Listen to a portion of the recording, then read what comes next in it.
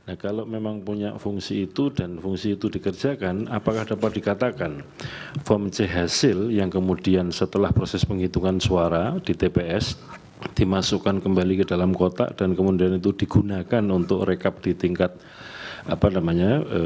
PPK atau tingkat kecamatan, dapat dikatakan bahwa itu sudah merupakan hasil koreksi yang juga di dalamnya disaksikan oleh Panwas TPS atau bahkan Panwas TPS yang melakukan koreksi.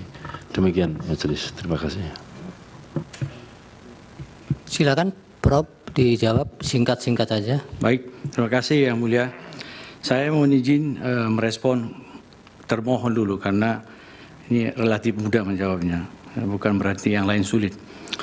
Apakah ada pengawas TPS? Ada. Bagaimana mandat undang-undang kita, setiap TPS kita itu ada 1 orang pengawas TPS. Fungsi pengawas TPS ini adalah memastikan bahwa proses-proses pemilu, termasuk penghitungan suara yang terjadi di setiap TPS, itu sesuai dengan ketentuan yang ada dan prinsip kode etik. Jadi kalau misalnya ada koreksi, ada kekeliruan dari petugas KPPS, maka pengawas TPS punya wewenang untuk melakukan koreksi. Dan seingat saya, ya, Bawaslu itu selalu menganjurkan dengan surat edaran bahwa apabila ada problem di setiap tingkatan itu tidak ditabung ke tingkatan atas, jadi diselesaikan. Itu satu hal yang menurut saya sangat baik, positif, dan solutif. Jadi Bawaslu memberikan edaran kepada jajarannya, kalau ada masalah di TPS, ya diselesaikan di TPS. Kalau perlu jangan mengisi berita acara kalau masalah itu bisa selesai.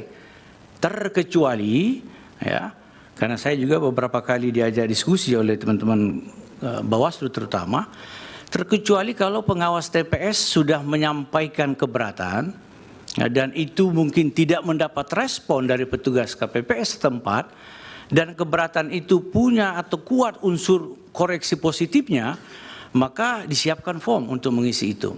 Ya. Tapi sekali lagi Bawaslu selalu mendorong jajarannya supaya dengan cara-cara tetap tegas dan santun tadi sebagaimana pengantar saya untuk melakukan koreksi. Kalau memang ada proses yang menurut pengawas TPS belum sesuai ketentuan. Jadi itu memang seperti itu Pak Ketua, ya, Pak Hasim. Apakah pengawas TPS yang sudah mengoreksi C hasil di TPS itu sudah dianggap, iya sudah harusnya selesai, sudah dianggap selesai dan tidak bisa lagi disoal di tingkat atas kalau sudah dilakukan perbaikan. Sekali lagi saya underline, kalau petugas KPPS setempat melakukan koreksi terhadap kekeliruan, kesalahan tulis di TPS, maka itu harusnya tidak disoal lagi.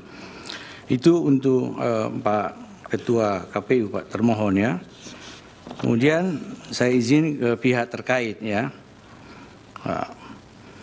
Nah, kenyataannya apakah ada laporan yang tidak melalui Bawaslu kemudian disoal di Mahkamah Konstitusi?